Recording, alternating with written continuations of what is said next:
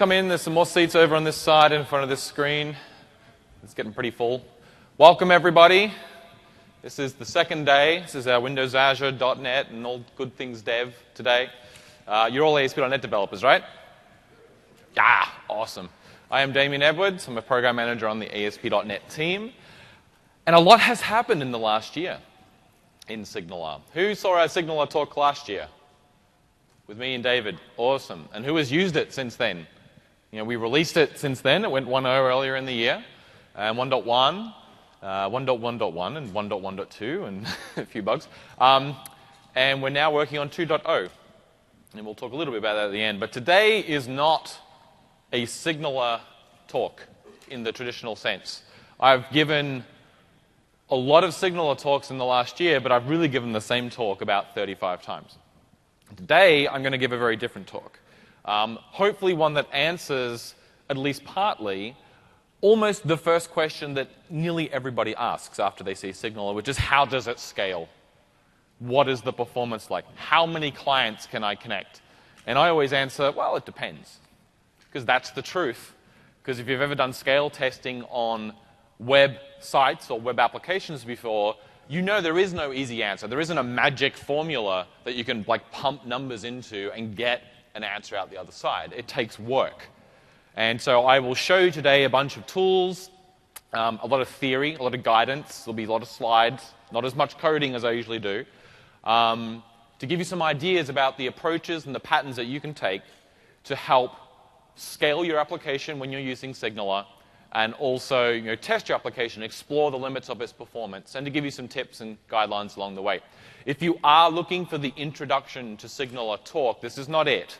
Go up to www.asp.net/SignalR, and there's some great getting started up information up there. There's some great links to videos that are about getting started with SignalR. I apologize if you're completely new to SignalR, but this is not the getting started talk. Okay.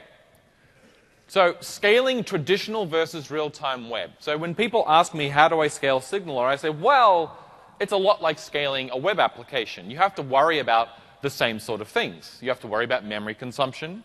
You have to worry about object lifetime. You have to worry about CPU usage, obviously, and network, bandwidth. How much bandwidth do you have being utilized coming up to your server and going out again? But there's also some other things that you have to worry about. Generating load is a little bit different with SignalR. SignalR is a server technology, certainly, but it's also a client technology. The clients in SignalR have SignalR knowledge. They have to be able to talk the SignalR protocol. So you can't just generate traffic to SignalR in the same way you may have done in the past using, whether it's WCAT or LoadBench or the Visual Studio Web load test tools, whatever it might be. We have other tools for developing load, which I'll talk about. So it is the same, but it's different. And we have those things to think about. In order to help us break down how we talk about SignalR scale, we'd like to talk about 4 canonical load patterns, types of applications, or the way that they use SignalR. And then we talk about the performance and scale characteristics of those 4 ways of using SignalR. Okay? Because in the web, it's pretty basic. It's like, well, how do websites work? You make a request, you do some processing, you get a response. The response is either cacheable or it isn't, right? And if it's cacheable, it has an amount of time it can be cacheable, and you can decide where you want it to be cacheable, and then you have ways of invalidating data that's in the cache. Well, with SignalR, obviously nothing's cacheable. Everything is real time. It's an active connection. And so there are some things that change. One of the big differences is in concurrency. This question of how many connections can my server or my application support at once? How many active users? How many idle users? How many concurrent users in general? With a web application, a standard one with request response, you could have 5,000 people actively using your application right now, but maybe there's only 500 requests going on right now. Right? Because they're looking in their browser, they're doing some, filling in some data, or they're reading a page, and of course there's nothing happening on the server corresponding to that action the user is taking. Well, that's all different in the real-time web. I have an active connection. There is a live network connection between the browser and the server as long as the SignalR connection is up. And it takes resources on the server. You can't get away from that. There's a connection there. It's going to take memory. And so the characteristics of configuring your servers and doing load testing and looking at the type of metrics that you have to understand and look at the thresholds that you need to sort of watch for going over are a little bit different. And the difference between idle connections in SignalR and active connections in SignalR is also fairly different. It also depends on what transport the client is using. We support 4 transports in SignalR. We have WebSockets, which is everyone's favorite, new and shiny. We have service-end events, which is HTTP streaming to all browsers other than IE. We have Forever Frame, which is HTTP streaming to just IE. And then we have long polling, which is sort of poor man's HTTP streaming. It's like, hey, poll, wait, there's some data, return, process it, poll again. Okay? And depending on which one of the transports your clients are using, you'll get different overheads. I can tell you that WebSockets has the lowest memory overhead on the server side, vastly, about 5 times less than using one of the streaming transports. Just because when we added WebSocket support in ASP .NET, we knew the connections were going to be long-living, right? I mean, that's what WebSockets is. So we did a lot of work specifically to reduce the memory overhead of using WebSockets. But the other transports, not so much. So some general things to watch out for. General things. Blocking calls. For example, doing blocking I/O. Now, we've heard a lot about async. We saw it in the keynote today. Who was at Scott Hanselman's talk just before? Okay, I think he showed async, EF, Web API, that sort of stuff again. It's extremely important in SignalR that you never, ever block within the SignalR pipeline. And what does that mean? Well, if you're writing a hub method, you all know what a hub method is. This is the thing that SignalR clients call. It's like an action method in MVC. You never want that hub method to block. Because in WebSockets, for instance, while a hub method is being invoked, that socket is completely and utterly choked. Nothing else can happen on that socket while that call is taking place. So if you do something long-running in your hub method, or make a database call that maybe takes a while and blocks the thread, blocks that socket for the whole time, you're going to get responsiveness issues in the client, and you're going to create concurrency issues, because that's one less resource available to the server to service another request. So where possible, use 4.5, .NET 4.5, and async if you are calling into long-running APIs, especially I/O APIs. Sending large messages is something else to look out for. I get this question quite a bit. How big can I send really, really big messages on SignalR? Well, you can, but I thoroughly would not recommend it. Because of the way SignalR works, which we'll talk a little bit about in a moment, we do buffering on the server. We store messages into a cache, and then we send them to the client in order to get better throughput. But that means we're holding on to those messages on the server. So if you're sending very, very large messages, you're going to use more memory on your server. And you're sending a lot of them, you're going to use a lot of memory on your server. Now, we have limits in place. And so once you get to so many messages in the cache, we start recycling those slots. It's a ring buffer. But if you're sending large messages, you're going to use more memory. And frankly, SignalR is not the right mechanism over which to send very large messages. If you want to send images, don't send an image down the SignalR pipe. Send a link to the image down the SignalR pipe, and then just let the browser get it as a standard request. Browsers are really good at doing that. Okay? And you should probably have that image on a edge cache, static, cookieless domain, and all the rest of it if you really care about this sort of level of performance. I will say at this point, if you have scale problems, that's a great problem to have. Don't be scared of a new technology because you think it might have scale implications off the bat.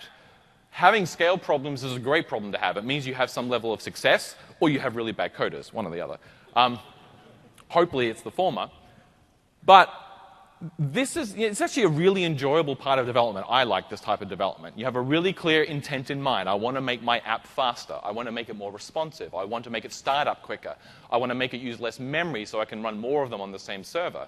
And there are some great tools in place, and for a lot of developers at least, this is a fairly new area. Not a lot of people that I've interacted with anyway do a lot of this type of stuff. So hopefully you'll see some stuff here today, which is kind of cool. So avoid sending large messages. Don't do video conferencing over SignalR. Memory leaks caused by misunderstanding the SignalR object lifetime. This is a huge one. We get a report every few weeks of someone saying, oh, there's a terrible leak in SignalR. I ran it in my production app for 5 minutes and got 300 connections, and then I ran out of memory. I'm like, well, I think we would have seen that by now if that was actually a problem in SignalR. And what it usually turns out to be is that the developer didn't understand how long some of the SignalR objects live for. So the obvious one is the hub, like a controller. You create a controller in MVC, you create a hub in SignalR. And you may make an assumption about how long that hub instance is alive. And you store state on that hub instance. Or perhaps when a hub method is invoked, you set some value somewhere else in the hub and then expect to be able to get to it again later on. Or you create some expensive object when people invoke the hub or in the connect event or something like that. So understanding the life cycle of, or lifetime of objects in SignalR is extremely important to make sure that you're not accidentally creating things a lot more often than you perhaps suspected. The biggest mistake people make is they go, oh, a hub instance must last as long as a connection. So when someone connects to my hub, they get a hub instance for them, and then I can use that to track data about them, and then it goes away when they disconnect. That is not how it works at all.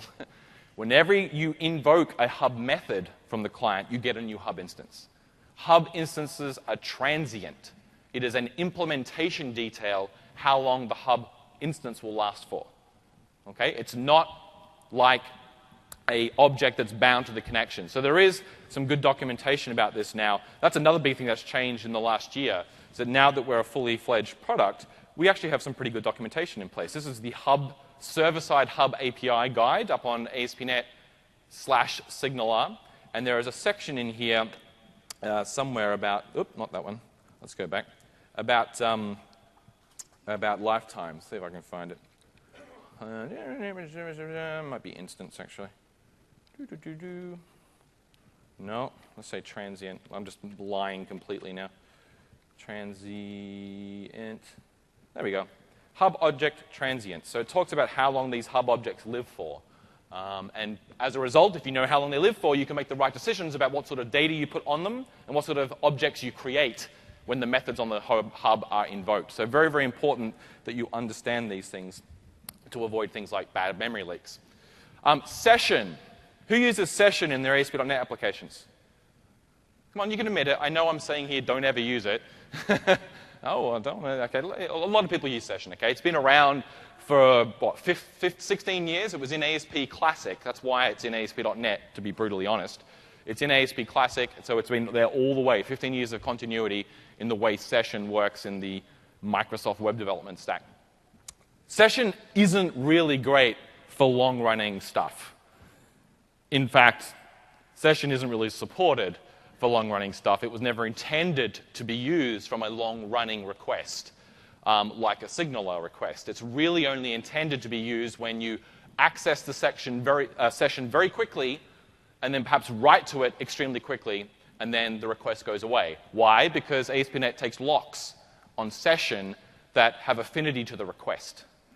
So if a request comes in, the request is marked as needing session access. It takes a lock on the session for that user. So if another request for that user comes in, what happens to that request? It gets blocked. While the first one is processing some session, when that request has finished, then the session lock is released, and then the other request can get to the session. But there is a timeout. If the request runs too long, it's about 2 minutes, the session lock will just be released. We don't care where your code is. We'll just release the session lock because we don't want to jam up the server. So do not use session with long-running operations. We do not support it from SignalR at all. There is no API to use SignalR, to use session from SignalR. If you find a code sample on how to use session from SignalR, don't use it.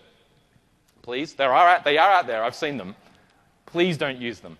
If you need to do per connection or per user state, there are a myriad of other options in web development available to you other than the session object.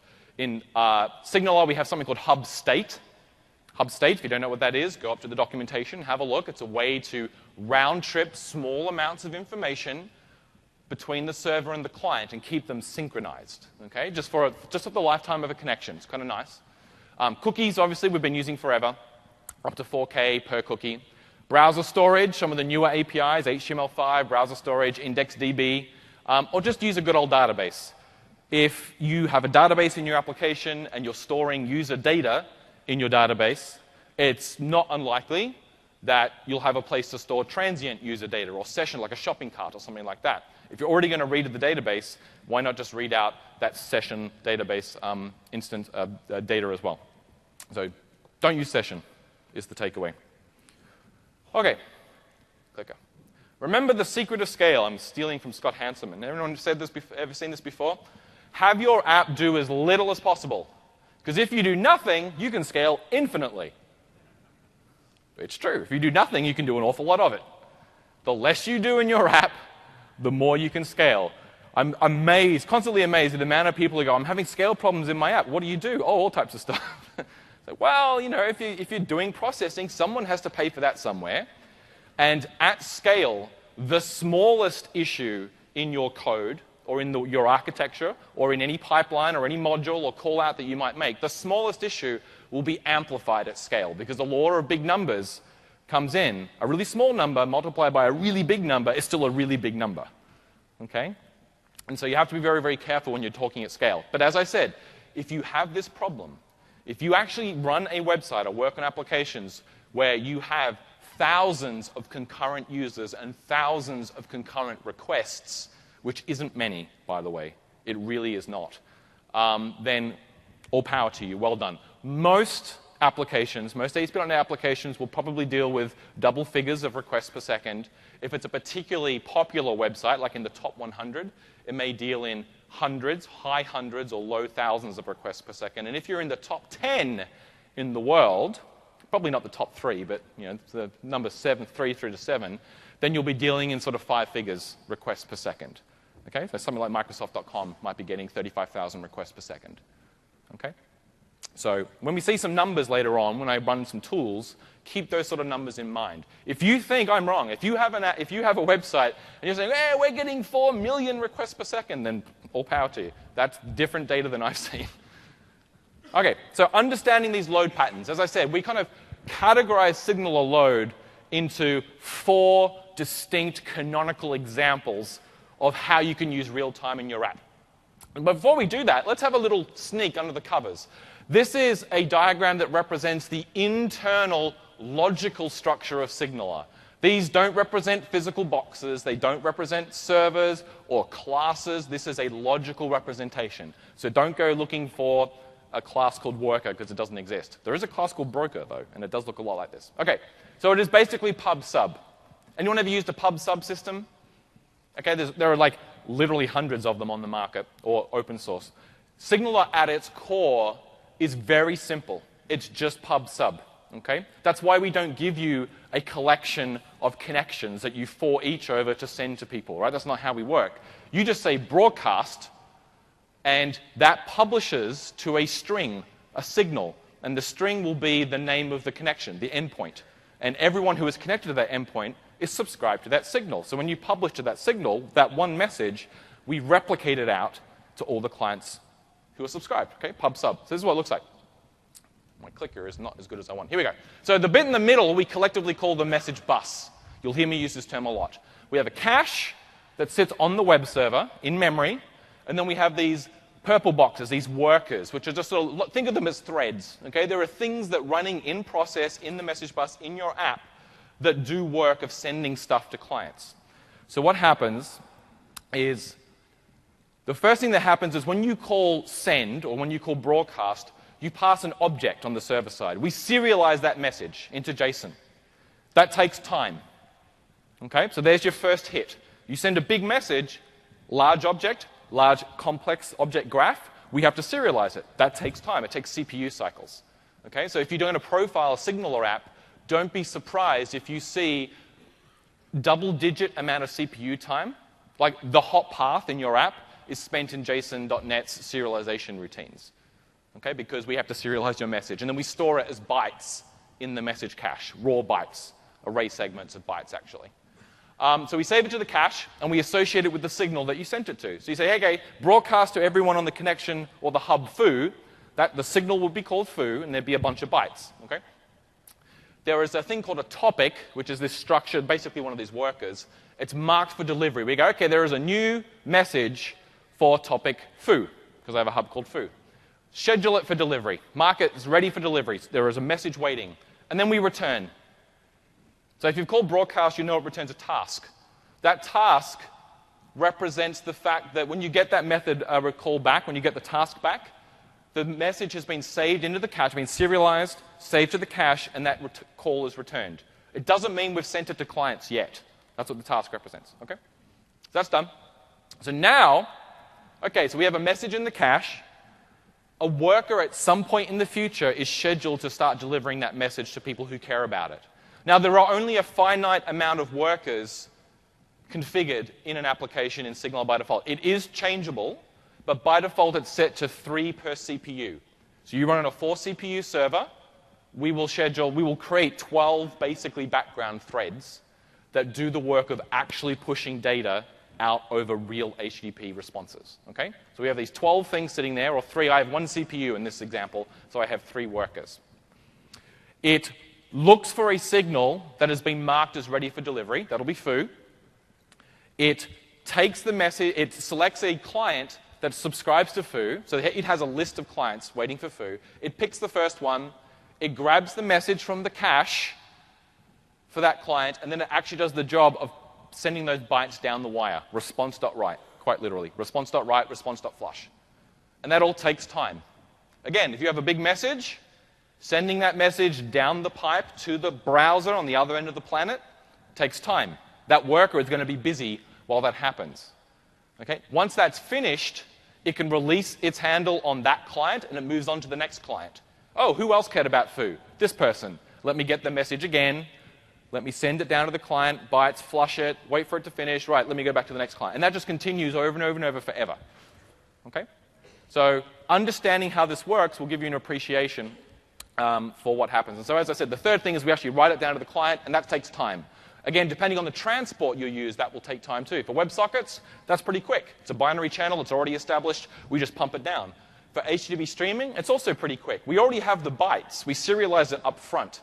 So we don't re-serialize it for every client. We just send raw bytes down to the client. But for long polling, we send a response, and then the response ends. And then we have to wait for the client to come back and reconnect, and they'll get some messages sometime in the future. Okay? So each one of these 3 steps takes time. It takes CPU, it takes memory, it takes network bandwidth. Understanding where these things happen will give you an appreciation for where the time is going in your app. Okay, so pattern number 1, server broadcast. Very, very popular. First thing most people do. Low rate, as in a message every few seconds or 1 message a second, broadcasting the same payload to everybody. Just, I'm in a hub, connection.broadcast, blah. And I do it every 3 seconds. Fixed rate, okay? I create 1 message, I send it, and then that gets replicated to multiple users, just like we saw in that diagram. You get that fan-out effect. So the number of messages actually going over the bus doesn't increase as you add more clients, because it's pub-sub. I could have 1 client, and the bus, you send 1 message every second, you send 1 message a second through the bus. You have 100,000 clients, you're still only sending 1 message a second through the bus. You have to deliver that message to 100,000 people, but the workers do that. Okay? So the characteristics of the traffic is changing. Very popular for doing things like application-wide alerts and a simple stock ticker, like the sample one that you can download from NuGet. Okay, server 2, pattern 2, server push. Low-rate broadcast again, but this time a unique payload to each client. A unique payload. 1 message bus send maps to 1 user. So I'm no longer getting that fan-out effect. If I have 100 users and I'm sending an update once every 3 seconds to everybody, that's 100 messages I have to send over the bus every 3 seconds. Okay, see the difference? Which means some of that work, serialization for example, I'm doing 100 times more serialization than I was in the previous example. And serialization is expensive. More clients means more messages. So the more clients I add to my app, the more messages I have to send, the more serialization has to be done. Okay? You have to keep that in mind. Unique stock watch list is a good example. So I go to a site, I say, I want to watch these 3 stocks. And you come to the site and you want to watch 3 different stocks. And now we have unique payloads. Okay? There are tricks you can do, sort of the interleave and figure out groups or something like that, but generally that's a good example. Or job monitoring. I'm monitoring my jobs and Frank is monitoring his jobs. Okay? We have different payloads. Pattern 3, user event driven. This is chat. Okay? People connect. People do stuff in the client, they raise events, and that causes messages to be sent. So the more things that people do, the more messages get sent. The more people there are, the more messages get sent. This is like number 2, except that number 2 is fixed rate. You controlled the rate. In number 3, the users control the rate. Think of Jabber, the chat application we showed last year, still running up in Azure. If more people connect to Jabber and chat, I get a lot more messages. And every single chat, it might be a broadcast, right, because it's going to a room. I'm not sending it to every individual user. But as I add more users, I get more traffic. Okay? Document collaboration is another example of this. Okay? Everyone gets together, they work on one document. Pattern 4, my favorite, high-frequency real-time. This is real-time gaming. So very high rate, fixed high rate, though. This is a key. It's a fixed high rate. You control the broadcast rate on the server. And we don't recommend you go any higher than 25 hertz. Because why would you? If I'm sitting in Chrome or Internet Explorer on my phone, what am I possibly going to do with more than 25 updates a second when I'm looking at the screen? Right? Not a lot, not an awful lot. At 25 hertz, you can do 60 frames a second of animation with interpolation and prediction, all those nice gaming things that you can do, like shooter.signalr.net does. Okay, so 25 hertz, no more than that. One message bus send maps to one user. Again, no fan out. If I'm doing real-time gaming, I'm in a different place in the universe than you are, so I'm going to get different messages than you. So this is like the most extreme example. Everyone gets different messages, and I'm sending them a bazillion times a minute. Okay? A lot of load caused by this type of messaging. And the more clients you add, you get more traffic, obviously. Okay, so the summary. We've got number 1, server broadcast, low rate, messages to all clients. This is the most common. This is what people dip their toe in the water with. Number 2, also very common, server push, low rate, but I'm pushing unique messages to everybody. Pattern 3, user event driven. This is chat. I add more people, I get more messages. If people are feeling frisky and they do a lot of chatting, I get more messages. Okay? It's all up to the users. Pattern 4, high frequency. I control the rate still, but it's much, much higher than it was before, 25 hertz from server to client, up to 25 hertz. Okay? Don't do more than that.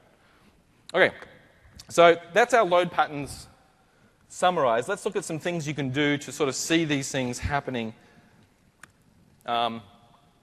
as they happen. So first thing to remember is SignalR is open source. So I'm up on GitHub here, and I'm going to open the SignalR solution in Visual Studio, where I have it open over here. And nestled away in the samples, we have a project called SignalR Load Test Harness, which my mouse is covering so you can't see it. Load Test Harness. This is just a web application that's set up so I can connect things to it. So here's what it looks like. It's a little dashboard. It's actually a little knockout application. So if you're interested in how to use SignalR with knockout, this might be an example you want to look at. And it basically has an endpoint that I can connect clients to, and then I can start broadcasting messages to them. So let's try that. I have a little link here that I can create load generators. Here's 1, here's 2, here's 3. So this is just a separate page, and all it does is connect to that endpoint, and I can tell it just to send data at some interval, or it can just be passive and listen to data. So I'm going to start broadcasting at 1 message a second, and I can't really see much at the moment because all I'm doing is looking at a page. It does tell me what the current frames per second on the server is. This tells me what actual rate of sending am I achieving. So if I get this up, that will adjust itself as the server catches up. And it's actually achieving 8 sends per second through the message bus at the moment. And I can scale that down as well in real time. So we want to get better visibility on this. I need to use performance counters. So let's go and open perfmon. I hope you've at least heard of perfmon, even if you haven't seen it before. So for those who didn't see what I did there, I opened perfmon and then I clicked this button twice. Because while graphs are pretty, they're useless for looking at lots of data, and I want to look at lots of data. So click it twice to get you into report mode, so I can just see raw numbers. And then I'm going to click Add, and I'm going to go to the ASP.NET counters. So let's go up here, ASP.NET applications. There's my instance there. That's my IS Express instance. And I don't want to add all of them. I really only care in a few. So let's scroll down. A lot of good stuff in here. I'm going to get requests executing of all types and WebSockets, and requests per second. I'm going to get those ones. Let's add that. Okay, so instantly I can say I have 4 requests executing right now. Everyone see that? 4 requests, and they're all WebSocket requests. Why do I have 4? Well, I have 3 load generators, and I have my dashboard, which itself is using SignalR to update itself. Okay, so I have 4 connections right now. And if I close one of these, that goes down to 3. Okay, so how did I, well, this works out of the box. ASP.NET application performance counters, I hope you've seen these before. But I'm still not getting any visibility into my traffic. To do that, I have to install some new performance counters. So I'm at a PowerShell window here, and I've gone down into Microsoft.ASP.NET.signalr.utils/bin.debug because I've built it. But you can get this on NuGet. Here it is. Here's the package, Microsoft.ASP.NET.signalr.utils. And inside this package, in the tools folder, it contains an exe. Yes, we're using SignalR to distribute, sorry, we're using NuGet to distribute an exe. Why not? So you pull this into your application, it doesn't add any references, but you now have the exe available to you. But I'm just using the one that I built. So what does that give me? Let's run signalr.exe. It gives me a few options. I can install performance counters, I can uninstall performance counters, or I can generate those hub proxy JavaScript files. Rather than using runtime generation with that /signalr/hubs, I can do it up front, okay, for people who are wondering how you do that. So let me install those performance counters. So that's that dash IPC. Let's zoom out. Oops, not dash, just IPC. Okay, so they're installed now. That's good. I have to restart my application because we bootstrap those perf counters when you start the app. So I'm just going to close the solution and reopen it to force IS Express to completely restart. Let's run that up again in a tiny, tiny window. There we go. Okay, so let's come in here now, and I should see I have some new counters available. Let's come down to S. I hate this dialog. It's so hard. There we go. SignalR. And there's my instance, Microsoft.ASP.NET.signalr.load-test-harness. These are instance counters. Let me just add all of them. Be interesting to see what we have here. Okay, so I have a bunch of counters now. Let me rearrange my screen a bit here so you can see these. Let's add some load. Just trust me, there's some load there. And if we go over here now, we've got some interesting counters. So I can see I currently have connections current of 4. So I know I have 4 connections currently. I've had 4 connect forever. So that tells me that I've had 4 connections over the life of this application. But I currently have 4. And I've only ever received 6 messages, which is kind of boring. So let's broadcast some messages now. I'm going to start my broadcasting at 1 message a second. And you can see that the receives per second has gone up to 4. So why has it gone up to 4? Well, because I'm broadcasting 1 message a second, and I have 4 clients. So I have 4 messages being received by my connections per second. Does that make sense? It's just there's that fan out going on, that simple multiplication. So if I ramp that up to 10, after a moment of stabilization, what we should see is I get 30, because one of the messages, or 31, one of the messages per second is the dashboard message, which is always fixed at 1 a second. And then these guys are all getting a 10 a second, okay? Because that's what I've asked it to do. I can also tell these guys to actually send a message every second as well. And then what we'll see is the messages sent counter will go up. So that message is now going at 1 a second because I have 1 client sending a message 1 time a second. So this is a really good way of testing an environment or a machine, my laptop, of how many connections I can do. But obviously, it's not going to be very good if I have to start a new browser tab to generate clients. So we have a way of generating load without using browsers as well. So let's just stop this broadcast. I'm going to come back out to the command window. And over here, I've jumped into a different folder in my repo, which is Microsoft ASP.NET SignalR.crank. Who ever used WCAT, the Web Capacity Analysis tool? Good. Put out by IIS, a native command line tool that lets you generate load against any web server. This is WCAT for SignalR. Okay? So I'm just going to issue a command here. This is crank. I'm not going to do 5,000. That's kind of crazy. Well, maybe we'll do that in a minute. I'm going to do 100 connections, okay? And we'll get rid of the batch size. I don't need that for the moment. I'm going to issue crank, tell it to connect to localhost 29 blah, blah, blah, blah. That's my URL here, 100 clients. So that's starting up, and it's going to go ahead and create 100 connections, which is done. So if I go over to my counters now, we can see indeed I have 104 connections right now. Because I have some of those browsers still open, I have my dashboard, and I have Crank, who has connected 100 connections. So now if I start broadcasting, although Crank's probably going to finish because I only told it the default. Let's do start broadcasting. We can see that number has immediately jumped up to over 1,000. Because we're now doing however many messages a second I said to 100 clients. Okay? So we get that multiplication effect. I think it was 10. So that test is finished now. It only runs for 30 seconds and then it stops, but I can make it run further with some command line objects. So 100 is interesting, but it's not really that impressive. So we can ramp it up a little bit. I'll just wait for it to exit. And then we'll start hitting some of the limits. Now, at this point, I will say, if you're using a client Windows SKU, like I am here, this is just Windows 8, it's not Windows Server, do not use full IIS. Full IIS on Windows 8 client, or Windows Server client, or Windows XP, only supports 10 concurrent connections. It's a hard limit. You cannot change it. IIS Express doesn't have a limit. Okay? I know there's logic in there somewhere.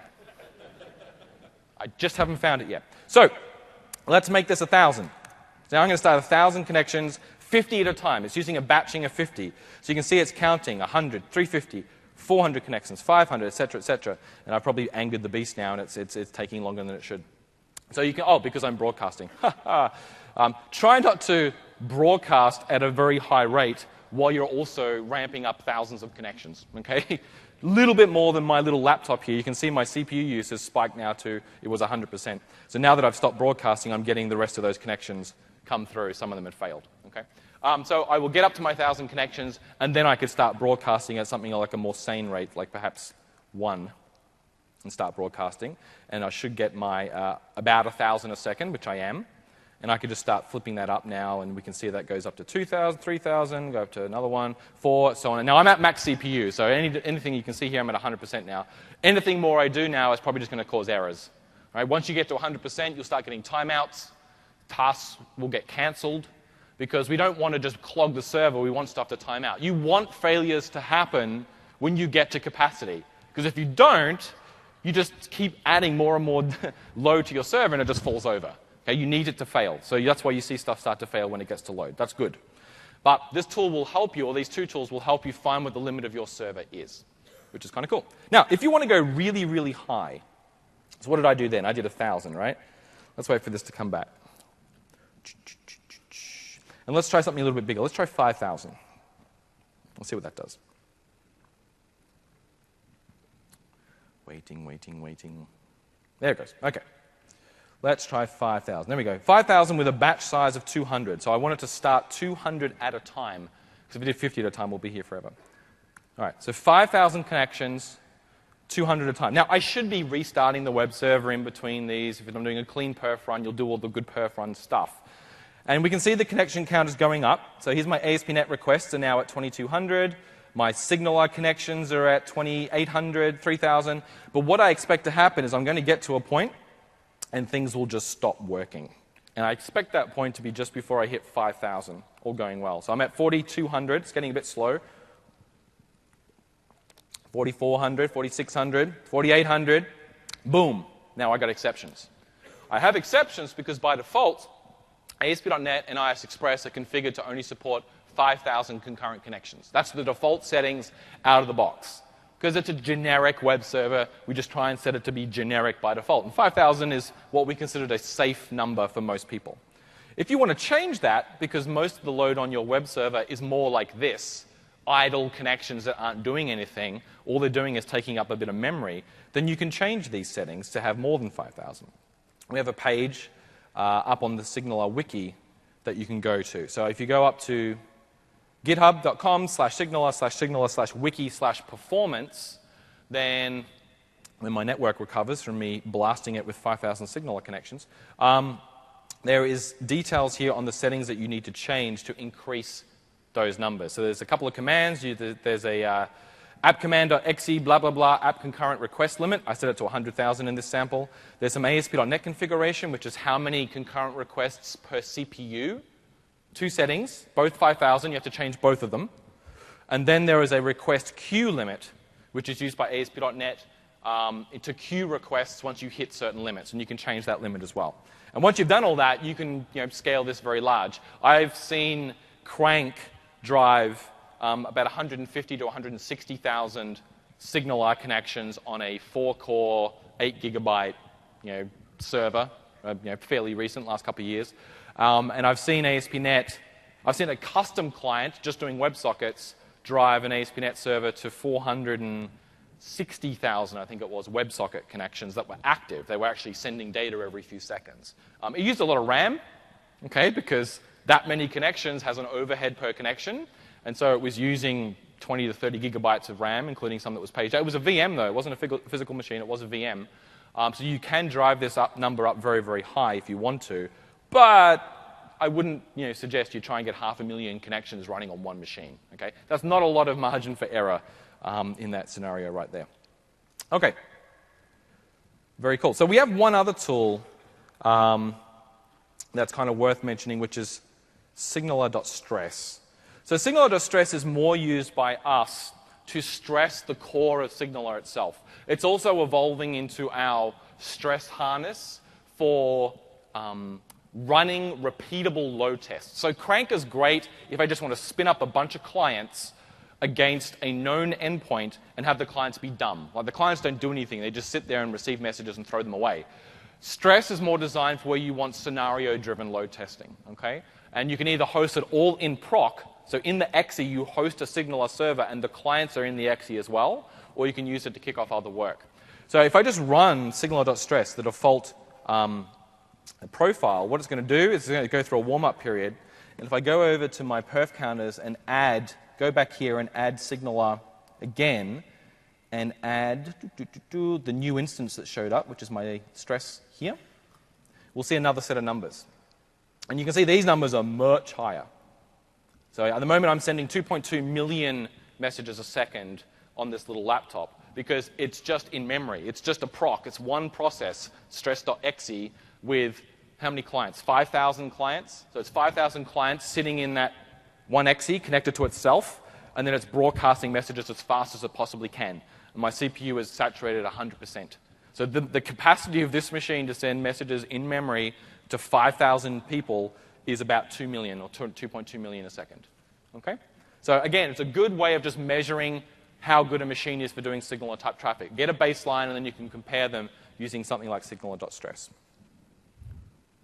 Okay, let's flip back to the slides at this point. So all of those are available up in either our GitHub repository or in the utils NuGet package that you see there. If you install that into your project, it's a solution package. Then go out to the file system, look in the packages folder, look in tools for this package name, and you'll see signalr.exe, and you can install the performance counters. You can use crank.exe by going up to GitHub and grabbing it and building it yourself. If you just type it at the command line, you do get a little bit of help that tells you what the command arguments are, which is good. Load test harness, which is in the samples folder, which you use to actually connect Crank to. Okay, it has an endpoint and a nice dashboard that lets you control what the endpoint does, broadcast or echo, that type of stuff. And stress.exe for running those isolated scenarios in proc. And then changing those IIS settings and those ASP.NET settings for when you need to get more than the defaults out of the box. 5,000 is quite a lot. Once those connections are doing something, you're going to run out of CPU pretty quick if you're sending lots of messages. If you're not sending a lot of messages, if you're doing pattern 1 or pattern 2 and your send rate is fairly low, you'll be able to get a lot more than 5,000 connections, assuming you have the memory to support it. As I said, with 8 gig of RAM on the server, we're getting about 150,000 concurrent WebSocket connections. If you have more RAM on your server, you can support more of those. Okay? So what about when one server isn't enough? When you want to scale to multiple servers? Who here is actually running a web application in a web farm behind a load balancer? Okay, that's actually quite a lot. It's like a full quarter of the room nearly. Okay. So there are a bunch of issues with scale out and technologies like SignalR. Like we know how to scale out web traffic, traditional web traffic. It's pretty easy. You make your web app stateless, you chuck a load balancer in front of it, and then you just flip-flop between those and just spread the load out evenly. It's pretty straightforward. But when we have SignalR, we have clients to servers. So here is our clients, the purple boxes. Here's my web server that I've connected to. And now I add another one to the mix. Imagine there was a load balancer between the purple and the orange. So okay, so now I have half of my clients connected to one server and half my clients connected to another via SignalR. How do I get messages between the two? What if the message originates on the server on the left? I can send it to all the people connected to me, but I can't send it to everyone over there because these two servers aren't connected. Okay, so that's the first problem, message delivery. What's the second problem? Client transients. So here I have one client and two servers, and there's a load balancer in between. So the client connects to server 1 for one request.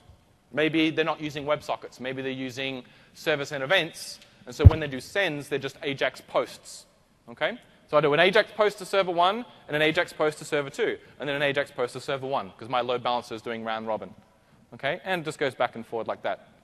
Okay, so I'm flipping from server to server. Or maybe I'm using WebSockets, and I start on server 1, but then I go through a tunnel, and then I come out the other side, and I reconnect to server 2. Same logical SignalR connection, completely different physical connection, and I'm actually on a different server now, because I got round robin to a different server. What does that mean for your app? Well, at what point was the client disconnected? We have an event in SignalR, the disconnected event, that it gets raised on the hub, which lets you clean up, lets you know when a connection goes away.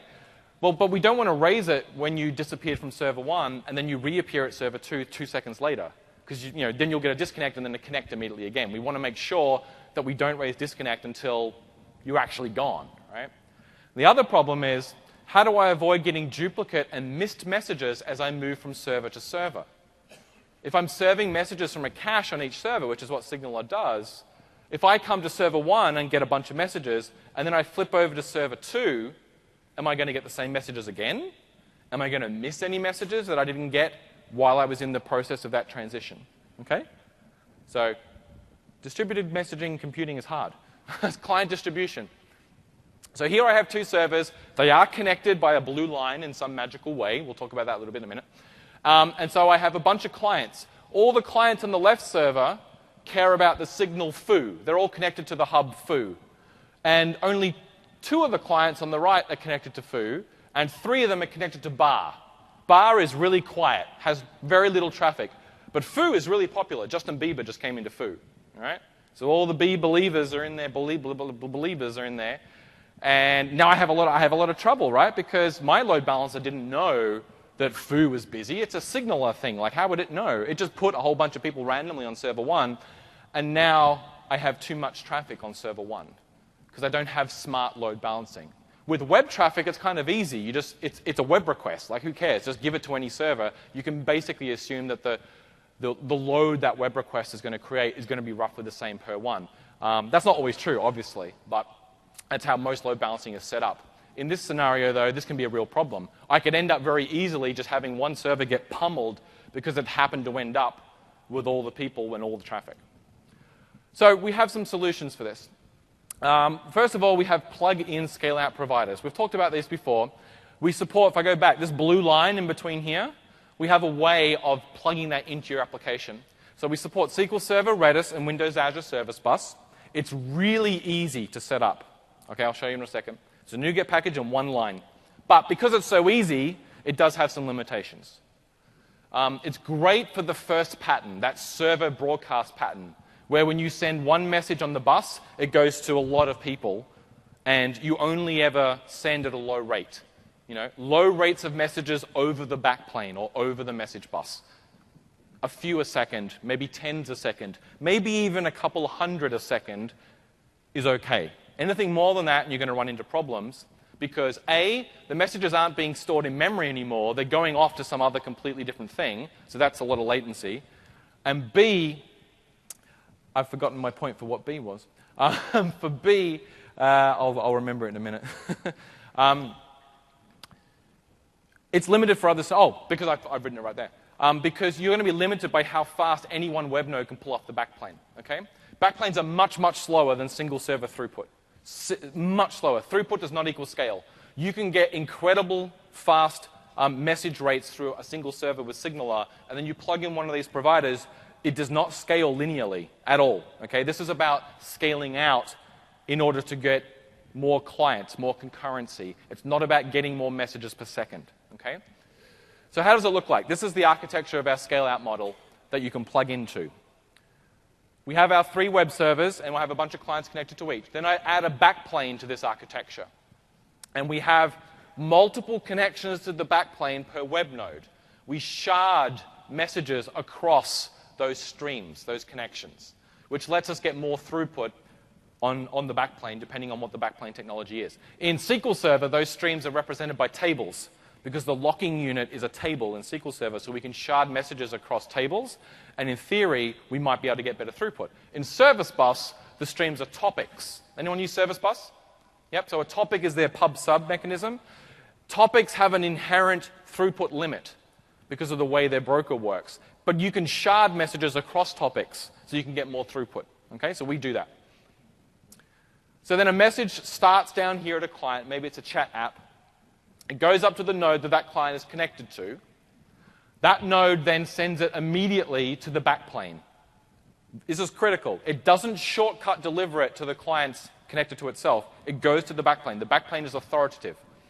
The backplane then does what it does. It replicates the message, sends it down to the connected web nodes by one of those streams, and then delivers that message off to the clients that are connected. Okay? That's how the very basic scale-out architecture works. So let's have a look at what I would need to do to set that up in my application. Okay, I'm going to come back and I'm going to open a different project here, one I created earlier. I think this is the right one. So this is just a very, very simple chat app. Let me run this up so you can see it. And tear that out and close that one down. Let me close down that. Okay. So it's chat. Here it is. Chrome, test, send. Great. Very good. Works just like I would expect. But what happens if I scale this out? So let's do that. Let's go to the command line. What I'm going to do is I'm going to fire up 2 instances of this application on 2 different ports of IS Express. So I'm just going out to the command line to run IS Express and tell it to start up an instance of IS Express at that folder. So there's one. That one's running at 8080. So let me change this port here to 8080. There it goes. Make sure that works. Very good. Let me open IE now. I'm going to come back down here and start a separate instance. And this time I'm going to start it on 8081. So let's paste that in here. Oops, paste the right thing. 8081. Okay, so let's pin that there. Pin that there. So this is from IE. 2 instances, 2 completely different servers, okay? And this one's from Chrome. So as you would expect, they can't see each other messages, okay? There's one server on one port and one server on another. Your application is running twice. This is what happens in a web farm. Your application runs on multiple servers. Just imagine I've been load balanced here. So how can I change this application so this works? Well, it's very, very easy. Let's go to NuGet. Let's find Microsoft.ASP.NET.SignalR.Redis. I'm going to use Redis here. Redis is an open source, not installed packages, online packages. It's an open source message bus system that there is a Windows port of that was actually built by Microsoft OpenTech. Another great example of Microsoft doing open source. It's very popular in the Linux community, very popular in non.NET web architectures, and becoming more popular in .NET scenarios. But you could use SQL Server here. We have support for that. Or you could use, if you're in Windows Azure, you should be using Service Bus. But I'm running locally, so I'm just going to use Redis.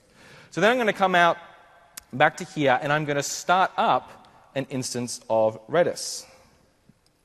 And I have lost that command prompt, so let me go and do that. So I have cloned Redis from GitHub. Let me go ahead and, so I just cloned it here. I've built it in Visual Studio. It's just C++. I'm going to go into my folder here, and I'm going to start an instance of Redis. It's in my debug folder. I'm going to say redis-server. So now Redis is running. Okay, there it is. Redis is running, and it's running on port 6379. So I've installed the Redis package. Let me come up to my app start over here. And before I call map hubs, which starts the SignalR world, I'm going to say global host.dependencyresolver.use Redis. And into here, I'm going to pass an address, localhost. I'm going to pass a port. What was it? 63 something something? 6379.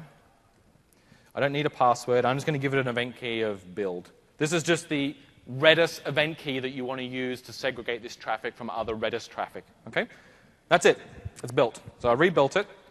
Let me go and restart these servers. I hit Q to finish it. Q to finish it here, stopping my IS Express. Let's run it again. That one's running. That one's running. Let me refresh these pages. Okay, so now if I say from Chrome over here and hit send, I get it in both sides.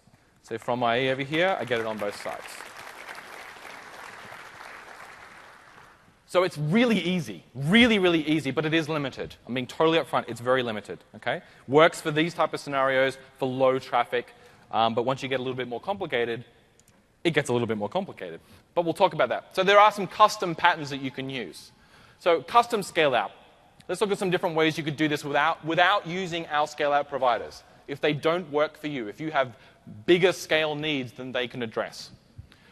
Common server. This is great for document collaboration or whiteboarding, where you have a small group of people who are working on the same collaboration unit, the same subject, okay? The same document or the same whiteboard. The application knows which server, they're not load balanced, which server is currently serving which document. Okay? It's very much like a real-time gaming lobby, where you connect to the lobby, you create a game, you wait for people to start, and then they all put you onto the same game server. Okay? It's almost identical to that. You can use groups in SignalR to segregate the traffic, so you can have multiple whiteboards on one server, just put them in different groups. And obviously, you would persist all actual state, so if you make document changes, you would save that out to your application's database or whatever. And you can scale this up pretty well. You can get to the point of having a dedicated server per scale unit, like per whiteboard or per chat room or whatever it is that you want to do to farm people out. So what would that look like? So here's server affinity. I've got my client, server 1 and server 2. The client says, I want to work on document foo. And it gets load balanced to server 1 or it just connects to server 1. And server 1 says, sure, that's currently happening over on server 2. And so it tells the server to create a SignalR connection on server 2. And it goes, OK, connect. I want to connect for document foo. Now I have a connection. Another client has gone through the same process, and we can both work on document foo, because the real-timeness of document foo is living on server 2. Okay? So that's the first example. Second example, custom scale-out, specific server. This is good for the server push scenario, where you're sending unique payloads to each client. Okay? You connect the client to a specific server, and then you save in your application state what server each client is on. So you know that Damien is on SignalR connection 123 on server 6. You save that into your database. And then when someone says, I want to send a message to Damien, or your app wants to broadcast me a message, you look up my connection ID and my server, and then you post a message to that server via some endpoint, web API, MVC, whatever you like, and then on that server you internally do a local push, like this. So the client comes along, says, I want to connect. And goes, sure, go over and connect on server 2. So I connect on server 2, and once I've connected, I save that state out to my database. Client number 1 is currently connected on server 2. Great, now my app knows. Now a message originates for client number 1, but it's on server 1. Okay, or it could be a completely different source. Maybe it's a worker role or a Windows service, and you want to push it from the back end. Okay, the message comes from somewhere. So it looks up, well, where is client number 1 at the moment? Asks the database. The database says, well, client number 1 is over on server 2. So it goes, OK, let me send that message to server 2. And that endpoint is not SignalR. That last step, that is not SignalR. That's just a web API. Just post to it. Okay, you don't need to use SignalR server to server, because you can just post to a server. It's really easy. Okay, it'll scale much better. And then from there, the server just does a local broadcast or a local delivery to that client. It's just all in memory, and then it goes straight down to that client. Okay? This is the technique that things like document collaboration servers tend to use if they don't use the first one, or if you're using that idea of a unique stock ticker. This one works well. And this can scale really well, because you can have a bank of real-time web servers, like servers that just do SignalR traffic, and you can have lots of them. And you can just keep adding more of them, and this scales really well, because you're just sending messages directly to the servers that need them. Okay? You're not sending them to everybody and then just hoping that someone wants them. Okay, third one. Filtered message bus. This is good for the server push scenario, again, where you have unique payloads. A lot more complicated. You need a lot more infrastructure. The web servers connect to a backplane that supports the idea of filtered subscriptions. And then when a connection connects to it, you update that filter so that the server only gets messages that are required for that, for the clients currently connected to it. Looks like this. 3 servers. I have a person down the bottom left who cares about foo, and a person on the bottom right. So the first server and the last server care about foo, but the one in the middle doesn't. No one's listening for foo. So a message comes in for foo. I push it to the backplane. The backplane only sends it to the servers that have clients that care about foo. So now I don't have that problem of every server getting every single message, and that's limiting my scale. And now I just deliver that internally. Okay? A little bit more complicated to set up, admittedly. A lot more complicated. But this would scale very well, too, if you have a very powerful backplane technology. Last one, server transition. This is great for real-time gaming. This is just when you can't afford to send messages over the wire in the back because it's just too expensive, just too many of them. This is when you're doing that 25 hertz, okay, and you're sending lots and lots and lots of those messages. What you would do is you create an in-game experience, like a hyperspace to another quadrant. So you get to the end of the range of the current server in your game, and then you create an in-game experience. Oh, I'm going to hyperspace you off to Galaxy F. And then while you do that, what your code is doing is killing that SignalR connection and reconnecting it to a different server where everyone in Galaxy F is. Okay? You get very good performance because it's single box equivalency. There's no messages going around a backplane. It's just all within one server to its clients. It's very good. But you can't send messages between clients on different servers unless you create that yourself because the clients aren't connected to each other if they're on different servers. Okay? Or you can do a hybrid. Mix and match them. Okay? Do something like the real-time one I just spoke about. And then also have a scaled-out one just for in-app alerts, stuff that isn't as high rate, for instance. Maybe run 2 SignalR connections from the client. Or maybe do the document server affinity one, but instead of each document being on a single server, have each document go to a cluster of 3 or 4 servers that are configured to use that scale-out, plug-in scale-out model. So now you have a farm of farms. Okay? More complicated, but able to handle a lot more scale. So I'll finish up by saying we're working on providing better guidance on this. This is our first attempt at giving you guidance and theoretical information and some tools to help you do this type of scaling work in SignalR. We're going to work on samples for all the patterns that I just talked about. So you'll actually be able to download a functioning sample and have a look at the type of code you'd be able to, you'd have to write to do it. Okay? So watch this space. For 2.0, we are making some improvements. First of all, use 1.1 if you're not, because we made a bunch of performance improvements in 1.1, much faster than 1.0. In 2.0, we're going to support pre-serialization of messages. So if you have messages that have already been JSON serialized, you can just give us those messages as bytes, and we won't re-serialize them. Okay? Saves a lot of compute. We'll also support doing a single set of serialization if you want to send the same message to multiple signals. If you want to send a message to foo and bar, today you have to send it to foo and then send it to bar, and we re-serialize it twice. Okay? So we're going to support just doing the one set of serialization, which will save compute as well. Here's a bunch of resources. ASP NET SignalR I showed you. A free ebook. Fantastic. That second link, grab it. It's a PDF. Print it. It's an 80-page book, a fantastic introduction to SignalR. The GitHub repository and my Twitter handle. Please fill in your evals. I hope you have a great build. Thanks for coming along.